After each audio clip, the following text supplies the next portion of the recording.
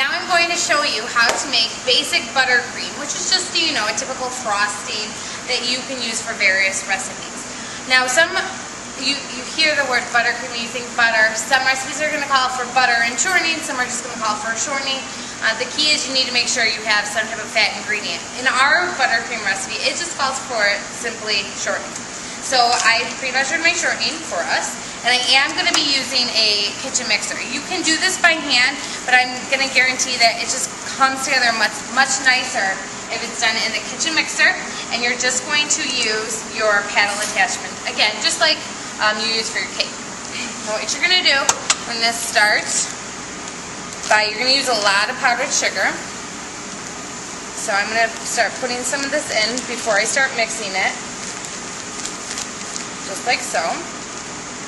Now the reason why you're using powdered sugar opposed to granulated sugar is because this has a smoother granule and it will be a nice smooth texture to your frosting.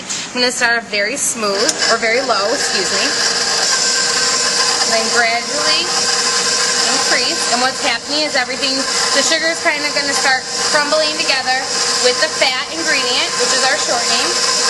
And it's going to look very dry at first, which is fine. Going to add in the rest of our powdered sugar. Sometimes another name for powdered sugar is confectioner's sugar, so if it's labeled that's the same exact thing. Let's throw this away. I'm going to wipe down my area because I can't stand mess while cooking, so I'm going to clean as I go. And as you can see, you don't even know where the shortening is anymore. So now I'm going to add in my vanilla. Going to help start bringing out some flavor. And then now I'm going to start putting in my milk. On your recipe it gives you a range. So I'm going to add it right in between the range and then kind of add more or less depending on what I think it should have. You want it to start coming together like so, which it is. I'm going to stop it, kind of go down, and now you really starting to look like your frosting, which is what you want. And I'm going to just scrape the sides, like so. Put it back up, mix. And it's looking like my perfect frosting that I want, very spreadable. And now I'm just going to dye it, just so you can see that you can dye frosting any way.